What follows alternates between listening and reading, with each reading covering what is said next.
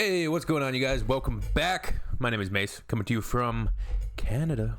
You know it. Canada, Netherlands.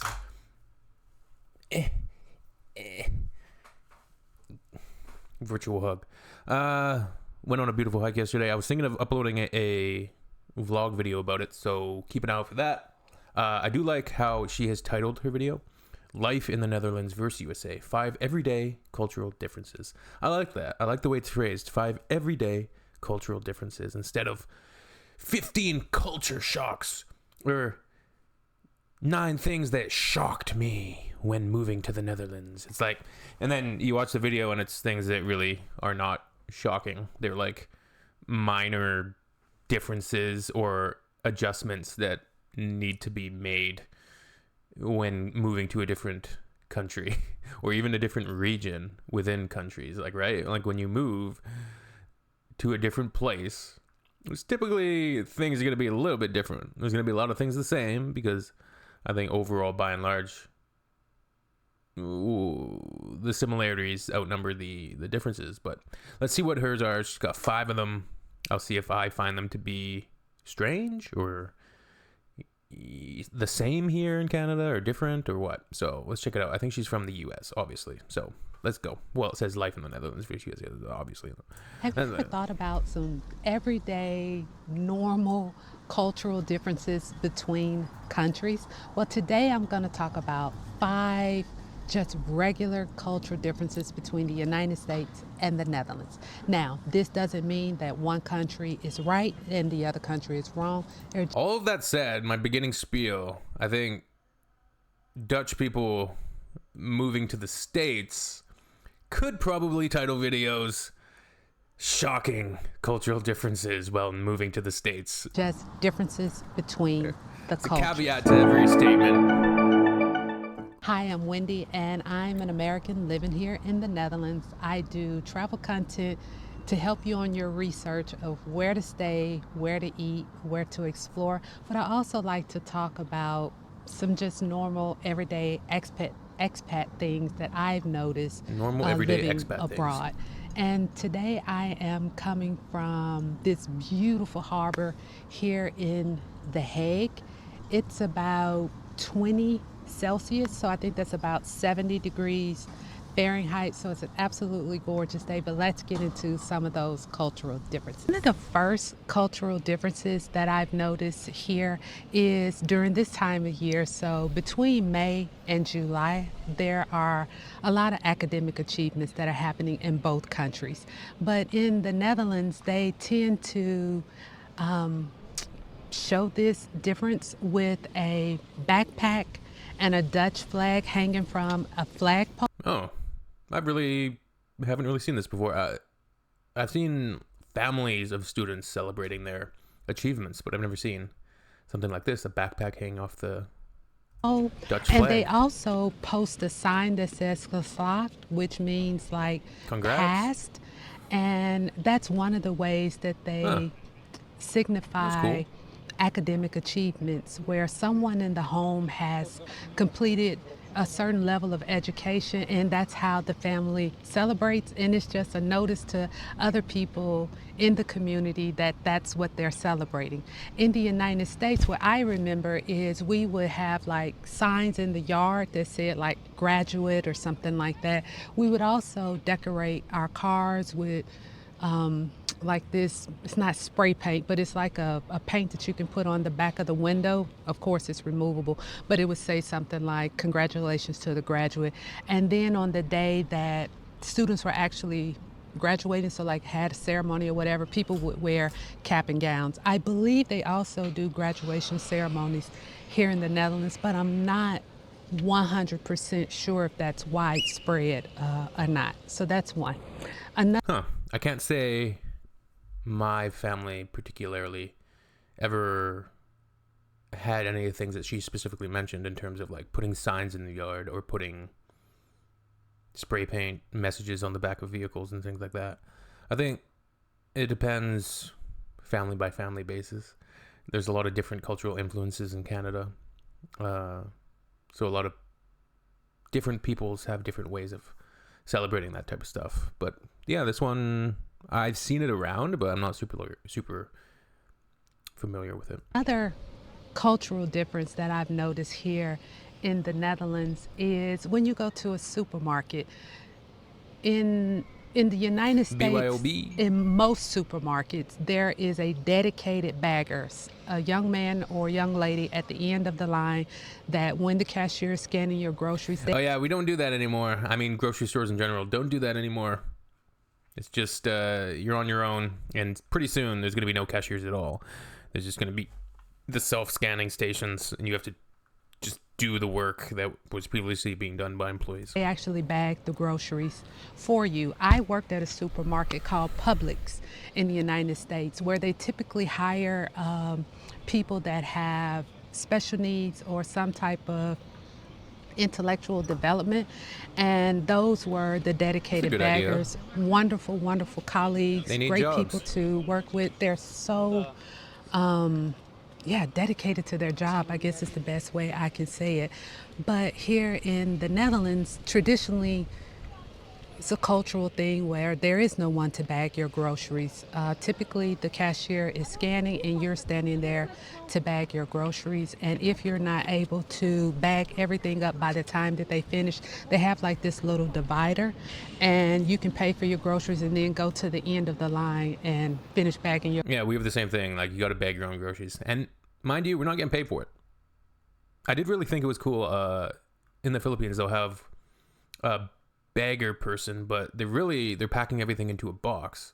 And then the box is like lashed.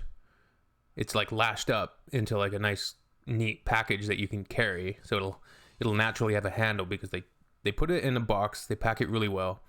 The box might be fairly large. It might be small, but they put it into a box and then they lash it up, tie it up, so you can carry it out. I think that might have to do with a lot of people riding,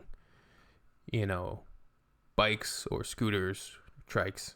So it just makes it easier to transport. It's not everybody's going to have a vehicle with a trunk to, load up grocery bags into, right? So I found it to be great. Groceries, and then the next customer beside you would be on the other divider. So it all works out fine, but I always that feel is rushed in the definitely a grocery difference. lineup. The third cultural difference that I've noticed between the Netherlands and the United States is something called vakantiegeld, or holiday pay. And basically in the Netherlands, employers will withhold about 8%. I think the number usually is about 8.33% of an employee's pay. And then every May or June, the employee gets a lump sum payment. And a lot of people use this to fund their holiday pay. You can use it for whatever you want. I know usually what we would do is we look at it kind of like a savings account. So when we wanted to go on trips, we use that money to pay for whatever we want to do. And then you don't have to worry about going into debt just to go on holiday. Now, in the United States, there is no program or anything like this that I know of. Yeah, I don't know what the law actually mandates in British Columbia, at least, but my particular organization is pretty good. You accrue vacation time throughout the year, and then when you take time off, you'll receive your wages, right? If I'm wrong, Americans, please tell me in the comment section. But that's another I don't think the cultural States or difference when it comes Canada down to holiday has pay. The fourth guaranteed vacation cultural pay, but difference that I've noticed living here depends if in you're the part-time or Netherlands full-time or is casual. Wednesday afternoons during the school year. Wednesday afternoons, Most what's going on? primary schools close Wednesday afternoon, and I've been told that that's when students will do extracurricular activities, or maybe they will just do kid stuff, play with their friends, ride bikes, go to the park or what have you. And it's just something that they still go to school, do though? here on Wednesday afternoon. In the United States, I don't think that there is like a cultural day that we have off from school. Of course, every state can be different, so I can't speak to the United States as a whole. That's the thing with the United States. Like, every state is kind of essentially operating like its own country. Of course, they have the federal government, but state to state, things can be drastically different in the U.S. But from what I remember, when my children were going to school, there was no Wednesday afternoon or anything like that where schools get out early. So that's another cultural difference. The fifth and final cultural differences that I've noticed is in regards to dedicated postal buildings. I know that there are post and mail facilities here in the Netherlands because when I'm on the train, you pass by and you see them, but I don't think people go in there to do things like we do in the United States. What we have here in the Netherlands is service points. Yeah, the U.S. Postal Service. I'm mostly familiar with, and forgive me for watching these videos, but I don't watch them all the time. But there was a period, there was a month or two a while back where I was watching. They call them First Amendment auditors, and they're basically just, for lack of a better way to put it, they're basically just agitators that go to places and film people, right? Just go in their face with the camera and film them. And then they don't give any explanation as to what they're doing. But a lot of the times they would go to postal offices and they would say, "Whoa, it's federal property, so I'm allowed to film here. First Amendment, man." So you can go to like a supermarket, a tobacco shop, a Hama, which is like our home improvement store, and you can send parcels, receive things there, especially like if you are getting something from DHL, maybe you missed the DHL person at your home and they'll leave you a note and say, go to this service point and pick up your package.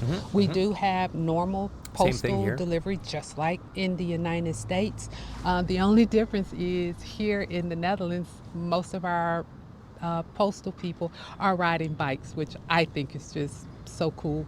In the United States, there's usually like a white postal truck where the driver's sitting on the opposite side so they can open up the mailbox. We do have postal boxes here in the Netherlands, just like in the United States. They're orange, so you'll see them all over throughout the country. And in the United States, there are those blue mailboxes. So that's another cultural difference, is instead of a dedicated physical building like you have in the United States, we have service points. And Dutch people, if I got this wrong, if we still have physical post office buildings here in the Netherlands where you can go. Does she mean like, just, is she differentiating between a self-standing building that's dedicated to be a post office, or, because I don't really measure any difference between a location just being within a building, but it's still a post office, or a post office that's its own entire building. Like it's so service point. I don't quite. Oh, and please leave that in the comments and let me know. I just have never been in one. I've always used the service points, and it's been totally. We often have Canada Post like kiosks within, like there's a chain in Canada called Shoppers Drug Mart, and there will often be a Canada Post kiosk, and you can go in there and ship your packages, pick up packages.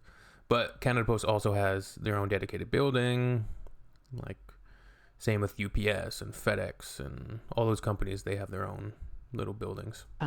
If you enjoy, of course, now people get so many things off Amazon. They come off Amazon too, so it's this kind of content, please consider subscribing. Thank you so much for watching. All right, I like her style, very calming, not sensationalizing anything, and just really giving you a pleasant video from what, you know, for all intents and purposes, seems like a very, very pleasant and nice lady. All right, let me know what you guys think. Nothing there was really big surprising. Like, honestly, exactly what you said. Everyday cultural differences, little differences, not big shocking things, right? So, all right, peace. See ya.